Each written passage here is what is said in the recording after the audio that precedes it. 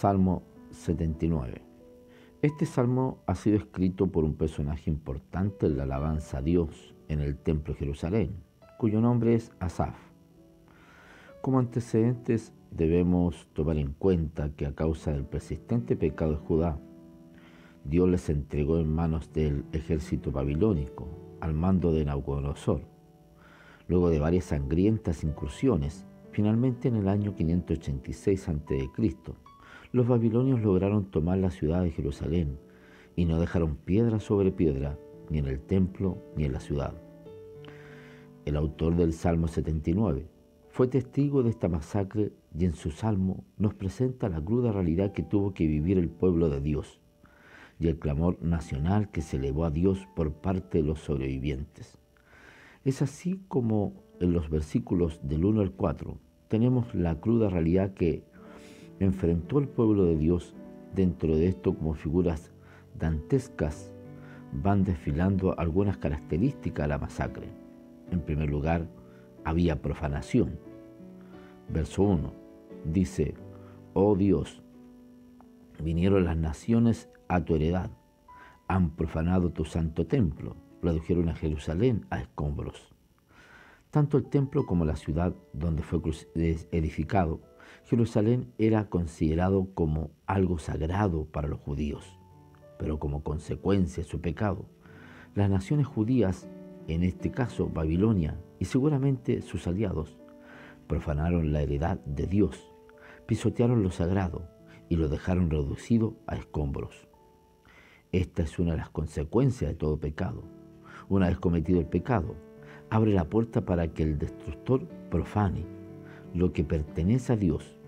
Cuidado con caer en las garras del pecado.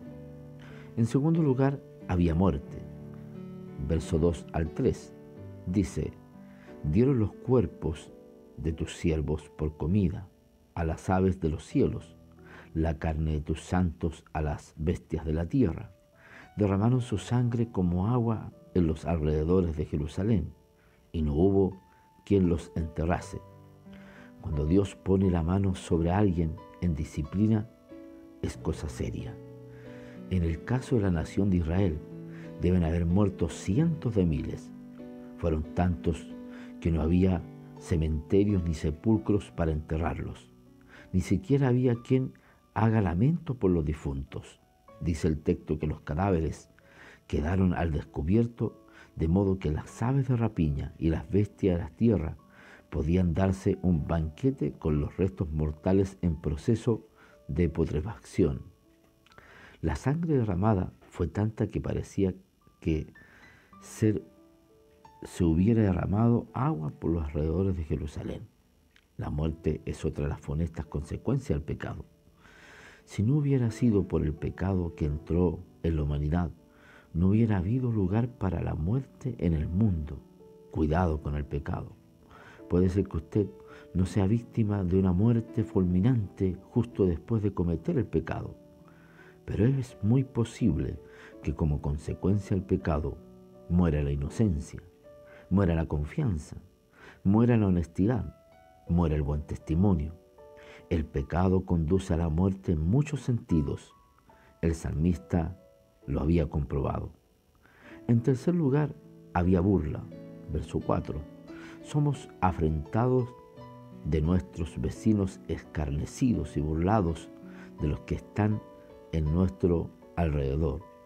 Seguramente Israel se jactaba de que nunca le iba a ocurrir ningún mal. De pronto había sido humillado al máximo. Esto provocó la afrenta, el escarnio y la burla de los vecinos. Esta es otra cosa y otra cara fea de la consecuencia del pecado. Cuando un creyente peca y recibe la consecuencia de su pecado, llega a ser objeto de la burla a sus conocidos. Recuerde lo que pasó con Sansón. El pecado le condujo a quedar ciego y en esas condiciones llegó a ser el hazmerreír de sus enemigos. Cuidado con el pecado, porque le conducirá a ser objeto de la burla de sus amigos y de sus enemigos. De esta manera el salmista termina describiendo la cruda realidad que enfrentó el pueblo de Dios. Todo fue como consecuencia del pecado. El resto del Salmo se ocupa del clamor ferviente del pueblo de Dios. Versos 5 al 12. ¿Hasta cuándo, Jehová, estarás airado para siempre? ¿Arderá como fuego tu celo? Derrama tu ira sobre las naciones que no te conocen y sobre los reinos que no invocan tu nombre, porque han consumido a Jacob y su morada han asolado. No recuerdes contra nosotros las iniquidades de nuestros antepasados. Vengan pronto tus misericordias a encontrarnos, porque estamos muy abatidos. Ayúdanos, oh Dios, de nuestra salvación, por la gloria de tu nombre, y líbranos y perdona nuestros pecados por amor de tu nombre. Porque dirán las gentes, ¿dónde está su Dios? Sean notorias las gentes delante de nuestros ojos la venganza de la sangre de tus siervos que fue derramada. Llegue delante de ti el gemido de los presos. Conforme a la grandeza de tu brazo, preserva a los sentenciados a muerte y devuelve a nuestros vecinos en su seno 7 tantos de su infamia, con que te han deshonrado, oh Jehová.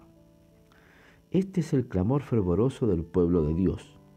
En esta parte, el salmo se hace imprecatorio, es decir, es una petición de castigo para las naciones que han traído aflicción al pueblo. Respetando este derecho del pueblo de Israel, podemos rescatar algunos principios importantes para nosotros. Primero, a pesar del pecado y a pesar de la disciplina de Dios a causa del pecado, el oído de Dios siempre está atento a la oración del pecador. Es verdad que cuando hemos pecado y cuando estamos recibiendo la justa disciplina por el pecado, pensamos que Dios no estará dispuesto a escucharnos, pero no hay tal. En la parábola del hijo pródigo, vemos que el padre estaba esperando con los brazos abiertos a su hijo descarriado. Si usted está en pecado, o si usted está recibiendo la disciplina por su pecado, no persista en su alejamiento de Dios.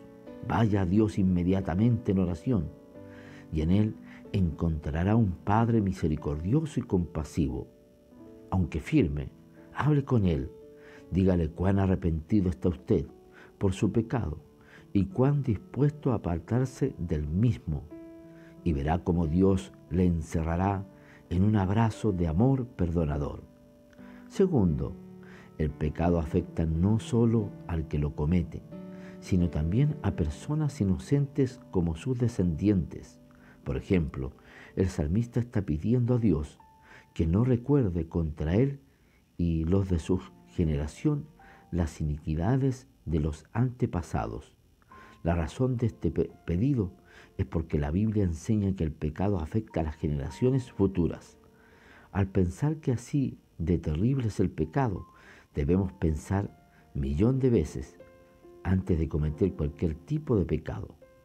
Tercero, la motivación para pedir cualquier cosa a Dios, como en este caso, liberación de la disciplina por el pecado, debe ser la gloria de Dios. El salmista dice, ayúdanos, a Dios, de nuestra salvación, por la gloria de tu nombre, líbranos y perdona nuestros pecados por amor de tu nombre. ¿Por qué dirán las gentes, dónde está su Dios? Qué interesante, a pesar de estar en tan grave situación, el salmista no está pidiendo a Dios liberación por el solo hecho de librarse de la aflicción, por el solo hecho de rodearse de comodidad y echar fuera el dolor. El salmista está pidiendo liberación para que el nombre de Dios sea glorificado. Está pidiendo perdón de pecados por amor del nombre de Dios. El salmista no quiere que la gente incrédula murmure diciendo, ahí están, mírenlos, confían en un tal Dios llamado Jehová. Pero ese Dios debe ser poca cosa porque no puede sacarle la situación en la que han caído. Cuando usted ora a Dios, ¿qué le motiva a pedir a Dios lo que pide? ¿Es por el solo hecho que su vida sea más cómoda? Usted sabe Toda enfermedad es una incomodidad. Toda escasez es una incomodidad. Toda pelea es una incomodidad, etcétera. Sin embargo, en la peor incomodidad y aflicción de la vida, toda respuesta de Dios es para que Él sea glorificado. Parece que el salmista está dando por recibida por fe la liberación, porque finalizando el salmo encontramos un cántico de alabanza y agradecimiento a Dios. Verso 13.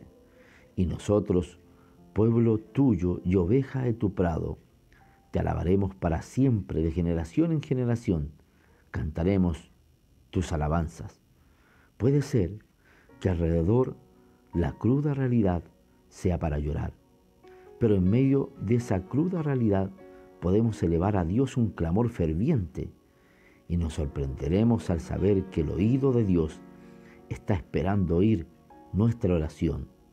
Dios hará su obra para que su nombre sea glorificado y nosotros cantaremos alabanzas para Él por siempre. Hermoso, ¿no le parece? Que Dios de paz le bendiga.